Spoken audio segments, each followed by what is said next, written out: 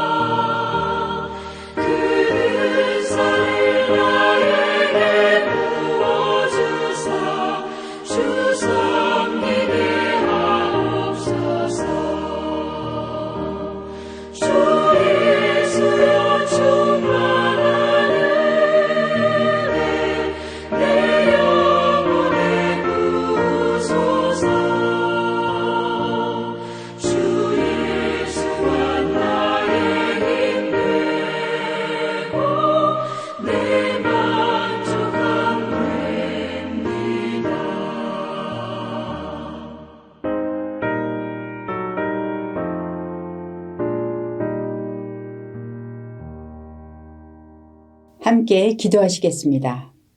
그렇습니다. 아버지 하나님, 주 예수님만 우리의 힘이 되시고 우리의 만족이 되심을 다시 한번 고백합니다. 지난 한 해도 하나님께서 저희들에게 베풀어 주신 은혜가 얼마나 컸는지, 우리를 보호해 주시고 우리의 믿음을 지켜주신 주님 앞에 다시 한번 감사를 드립니다. 아버지 하나님, 이 시간에 저희들이 ANC 온누리 교회가 함께 마음을 모아 중보기도 올리는 것은 저희들이 하나님의 나라를 섬길 수 있도록 허락해 주시고 혼자서가 아니라 동역자를 허락해 주셔서 너무나도 감사를 드립니다. 하나님, 성령 안에서 하나가 되게 하시고 믿음의 아름다운 공동체를 위해서 서로가 겸손하게 섬기는 동역자들을 허락하여 주셨사오니 하나님, 우리가 서로 존중하며 사랑하며 하나님의 나라를 이루어가는 그런 교회가 되게 하여 주시옵소서. 하나님, 오늘도 부족한 자가 하나님의 말씀을 들고 섰사오니 오직 성령께서 역사하여 주셔서 하나님의 말씀만 온전히 전파될 수 있도록 주님 은혜 내려 주시옵소서. 감사드리며 예수님 이름으로 기도드립니다. 아멘. 오늘 하나님께서 저희들에게 주신 말씀은 시편 58편 말씀입니다. 제가 받들어서 읽겠습니다. 통치자들아, 너희가 정의를 말해야 하거늘 어찌 잠잠하냐. 인자들아, 너희가 올바르게 판결해야 하거늘 어찌 잠잠하냐.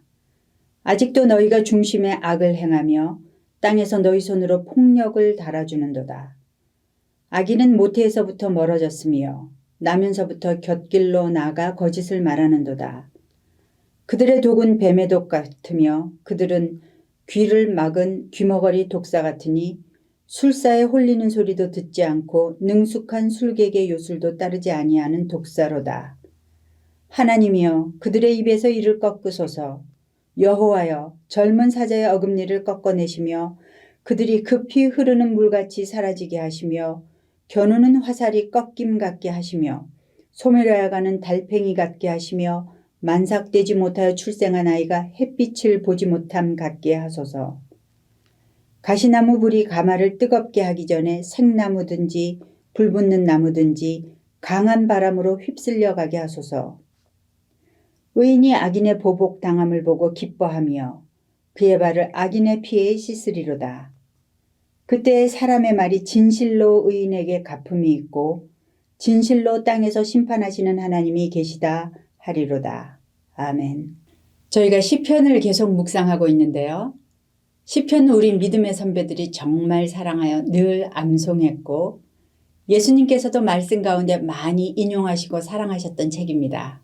그래서 저도 주중에는 큐티인으로 큐티하지만 지난해부터 주일에는 시편을 한 편씩 묵상하고 나누고 있습니다. 주일 아침에 예배를 준비하면서 한두 시간 정도로 짧게 하는 묵상으로는 시편의 그 깊은 맛을 다 음미할 수가 없지만 그래도 시편 묵상을 통해서 예배에 대한 마음이 새로워지고 또 하나님을 더욱 기대하게 되었습니다. 하나님께서 시편 같은 책을 성경으로 주셨다는 것이 우리에게 얼마나 큰 힘이 되고 위로가 되는지 모르겠습니다. 오늘 저희가 함께 나눌 시편 58편에는 아무 배경 설명이 없습니다. 다윗의 믹담시 인도자를 따라 알다셋에 맞춘 노래라는 제목이 붙어 있는데요. 57편부터 59편까지 동일한 제목입니다. 그런데 믹담이나 알다셋은 음악의 한 형태라고 짐작은 하지만 어떤 형식인지에 대해서는 전혀 알려진 바가 없습니다.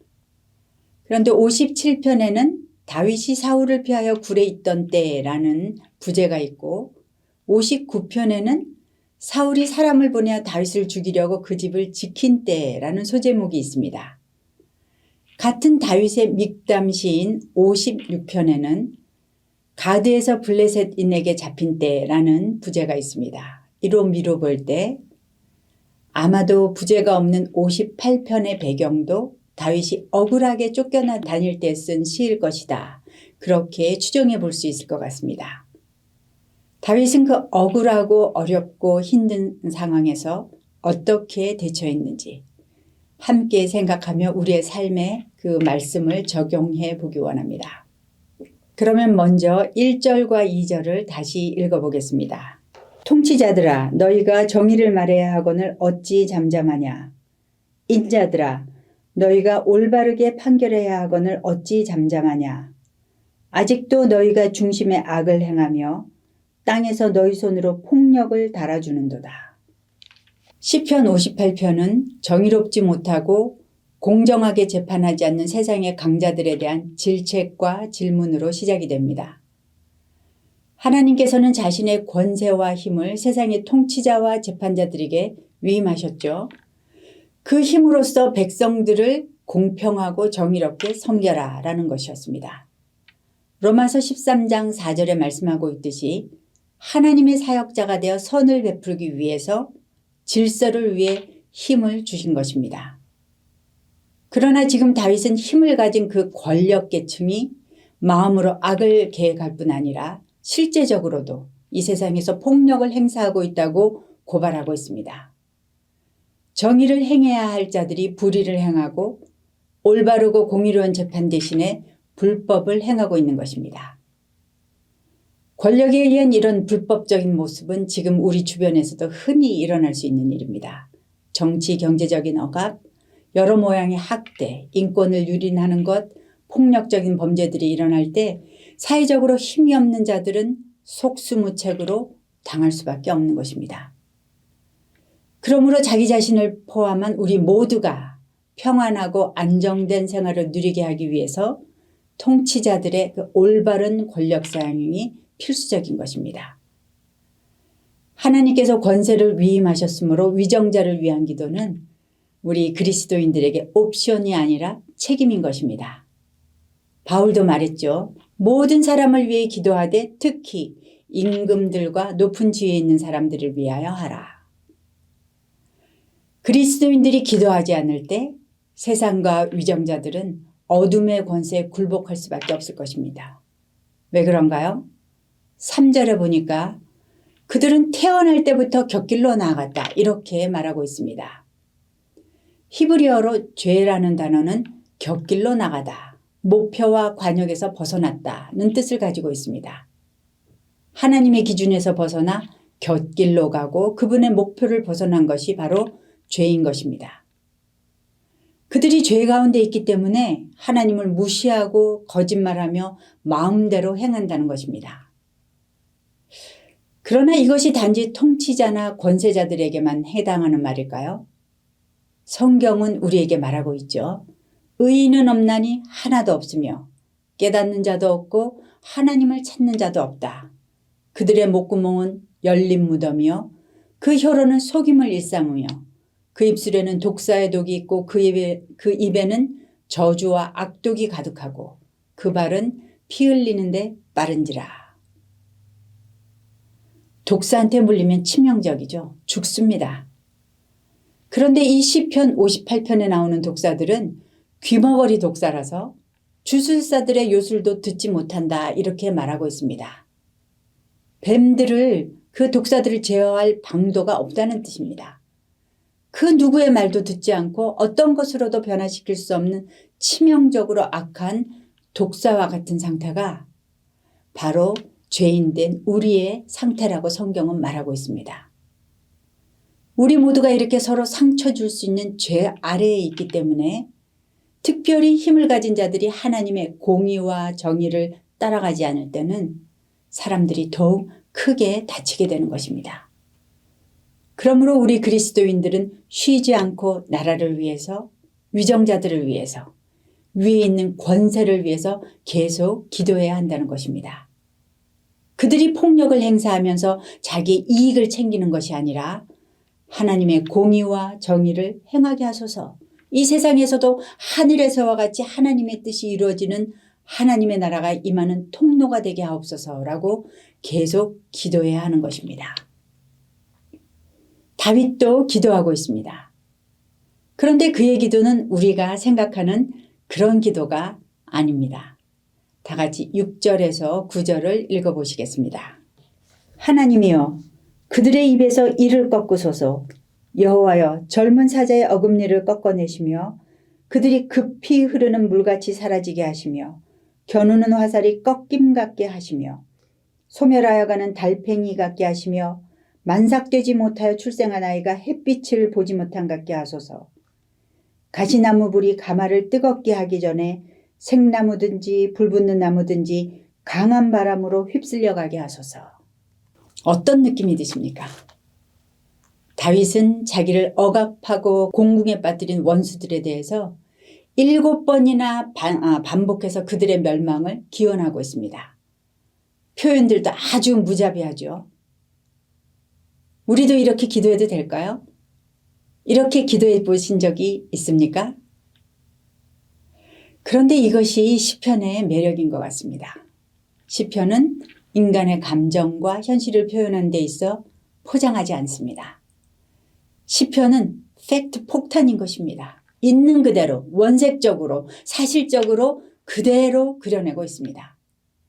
하나님을 향하여 우리의 내면을 너무도 솔직하게 표현하고 있는 것입니다.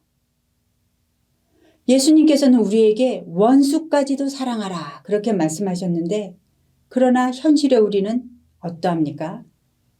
사실은 사랑하는 가족조차도 온전히 품지 못하는 것이 죄인된 우리의 현실입니다. 예수를 믿어 거룩하게 되었다고 하는데 주님의 용서는 아주 잠깐 느낄 뿐이고 우리의 생각은 여전히 두려워하고 상처와 분노로 떨고 늘 복수를 묵상합니다. 그런 우리를 보며 좌절하고 내가 구원받은 자인지 정체성을 의심하고 흔들리게 됩니다. 그런데 시편은 그것이 죄악된 세상에서 살아가는 우리들의 삶의 모습이다라고 보여주고 있는 것입니다. 우리 믿음의 선조들도 고통과 어려움 가운데서 우리와 똑같이 분노하고 좌절하고 하나님을 향해 소리 지르고 부르짖었다는 것을 시편은 우리에게 보여주고 있습니다. 우리 자신은 누군가를 용서할 수 있는 그런 존재들이 아니라는 것을 악한 자들이라는 것을 시편은 우리에게 깨우쳐주고 있습니다. 우리는 우리의 상처에서 빠져나올 수가 없는 것입니다. 그런데 여기에 반전이 있어요. 하나님의 크신 자비가 개입되는 것입니다. 우리가 주님 앞에서 기도하며 부르짖을 때 하나님은 우리를 안아주시며 말씀하십니다. 그래도 괜찮아. 그래도 내가 내 이름을 믿으면 언제든지 나에게 나올 수 있다. 다 해결하고 난 후에 그때 오려고 하지 마라. 그러면 평생 내게 나올 수 없을 거야. 지금 와라. 하나님께서 지금 오라고 무조건 당신 앞으로 오라고 말씀하시는 그 하나님 앞에서 우리는 우리 안에 상처와 분노와 억울함을 있는 그대로 쏟아놓을 수 있는 것입니다. 이것이 믿음입니다. 하나님께서는 나도 어찌할 수 없는 나의 그 내면의 모든 것까지도 다 만질 수 있다는 것을 믿는 믿음으로 나올 때 우리는 감히 하나님 앞에서 이런 저주의 말까지도 다 쏟아낼 수가 있는 것입니다. 놀라운 것은 그렇게 할 때 그럼에도 불구하고 우리를 인정해 주시고 받아주시는 하나님을 다시 만나게 되고 그 하나님의 만지심을 통해서 용서와 회복이 일어난다는 것입니다. 시편은 하나님께서 이런 시간들을 통해서 우리의 영혼을 새롭게 하신다는 것을 우리에게 보여주고 있습니다. 그러므로 오늘을 살아가는 우리에게도 이런 기도는 정말 너무나 필요한 것입니다. 그런데 시편을 자세히 살펴보면 원수들에 대한 이 무지막지한 표현들이 그 원수들에게 직접 향해 있지 않다는 것을 우리는 발견합니다. 대부분 하나님을 향해 있습니다. 시편은 자신들이 그 일을 직접 처리하거나 직접 처단할 수 있는 힘을 달라고 구하지 않습니다. 그리고 그것이 허용되지도 않습니다. 그들은 하나님이 직접 조치를 취하기를 요청하고 있다는 것을 우리는 깨닫습니다. 공의로우신 아버지 하나님께서 악인들을 벌해 주십시오. 하나님께서 일하시기를 강청하고 있는 것입니다. 하나님께 모든 주권을 맡기는 것이죠. 자신의 복수까지도요. 그러므로 이 거친 기도가 믿음의 기도가 되는 것입니다. 예수님께서도 세상의 불의한 폭력 앞에서 기도를 드리셨습니다. 주님은 공생의 기간 동안 늘 기도드리며 하나님과 교제하셨지만 십자가를 지시기 전날 밤 겟세마네에서 드리신 예수님의 기도는 처절하셨습니다. 땀방울이 핏방울이 되기까지 기도하셨다고 전합니다. 제자에게 배신당하고 사랑하는 백성에게 철저히 외면당하시고 권세자들에게 억울하고 폭력적인 죽임을 당하시기 전날 밤. 그러나 주님의 기도의 결론은 내 뜻대로 마옵시고 아버지의 뜻대로 하옵소서였습니다. 예수님께서도 아버지께 자신의 모든 것을 맡기신 것입니다. 죽음보다 더한 채찍에 억울하게 맞으시면서도 자신을 위해 한마디 변명을 하지 않으셨던 예수님. 십자가의 죽음을 나를 위해 그리고 이 세상을 위해 그대로 받아들이신 예수님. 그 사랑의 주님 앞에서 우리가 기도할 때 발견하게 되는 것입니다. 내가 얼마나 폭력적이고 얼마나 악하고 얼마나 구제불능인 존재인지를요. 그래서 우리는 주님 앞에서 도리어 회개하게 되는 것입니다. 도무지 말도 안 되는 것 같은 이 저주 가득한 시편은 도리어 우리를 주님 안에서 회개로 이끌어주고 생각지도 못했던 회복을 가져오게 되는 것입니다. 그래서 다윗도 이렇게 고백합니다. 10절과 11절을 읽어보겠습니다. 의인이 악인의 보복당함을 보고 기뻐하며 그의 발을 악인의 피해에 씻으리로다. 그때 사람의 말이 진실로 의인에게 갚음이 있고 진실로 땅에서 심판하시는 하나님이 계시다 하리로다. 기도 가운데 다윗은 하나님께서 악인을 심판하실 것을 이미 보았습니다. 그러므로 지금 그의 눈앞에서 지금 당장 복수가 일어나지 않아도 상관이 없습니다. 이미 다윗은 하나님 안에서 회복된 것입니다. 그리스도 안에서 그의 문제는 해결이 된 것입니다. 하나님께서 계셔서 그분이 살아계시기 때문에 그분의 공의와 정의가 있기 때문에 이제 다시 온전한 평안함을 얻게 된 것입니다. 58편 2절에서는 악인들은 폭력을 행사한다고 말하지만 그러나 그것은 잠시입니다. 영원하지 않습니다. 지나가는 것입니다. 하나님께서 계시기 때문에 지금 하나님을 예배하는 자가 고통받고 억울한 것 같아도 결국 의인이 하나님의 그 공의로 승리할 것이다 라는 그 확신을 가질 수가 있는 것입니다. 이것이 다윗이 광야에서 10여 년 사울에게 쫓겨다니면서도 끝까지 하나님의 마음에 합한 사람으로 살 수 있었던 이유가 될 것입니다. 말씀을 마무리하겠습니다. 우리는 지금 공평하지 않은 세상에서 살고 있습니다. 불법이 판을 치는 세상에서 살고 있죠. 그러나 이 나라는 영원하지 않습니다. 지금도 살아계셔서 역사하시는 하나님의 나라만이 영원한 것입니다. 그 나라는 반드시 곧 올 것입니다. 그때 눈에 보이는 불의한 통치자뿐만 아니라 보이지 않는 어둠의 정사와 권세들까지 하나님께서는 심판하실 것입니다. 그리스도인들은 그때까지 하나님의 공의와 정의가 행해지도록 이 땅을 위해서 계속 기도해야 할 것입니다. 하나님 앞에서 있는 그대로 솔직하게 기도하며 나아갈 때 하나님께서는 우리를 회복시키시고 당신의 때 원수를 갚아주시고 그리고 하나님의 나라를 세워가실 것입니다. 오늘도 세임 주시는 그리스도 예수 때문에 승리하시는 복된 하루 되시기를 축복합니다. 다 같이 기도하시겠습니다. 아버지 하나님, 그동안 아버지 앞에서조차 우리가 솔직하게 자기 자신을 다 내어 보이지 못한 우리의 믿음 없음을 용서하여 주시옵소서. 하나님과의 그 가식 없는 기도의 교제 가운데 우리 자신을 발견하여 회개하게 하시고 살아서 역사하시는 아버지 하나님을 신뢰함으로 우리의 영과 육이 회복되는 것을 경험하게 하시고 참으로 당신의 자녀처럼 힘있게 살아가는 저희들 될 수 있도록 주님 도와주시옵소서. 감사주간을 지나며 지난 한 해 동안도 하나님께서 얼마나 우리를 정말 지켜주시고 보호하셨는지 감사의 눈이 떠지게 하시고 주님 앞에 온전한 감사로 감사의 제사를 올려드리는 저희들 될 수 있도록 주님 도와주시옵소서.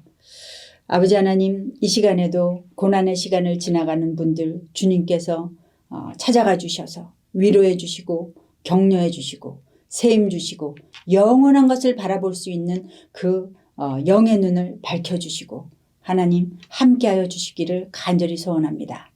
오늘 하루도 하나님 홀로 영광받아 주시옵소서. 예수님 이름으로 기도드립니다. 아멘. 이 시간에는 하나님께서 주신 기도의 제목들을 가지고 주님 앞으로 나가시겠습니다.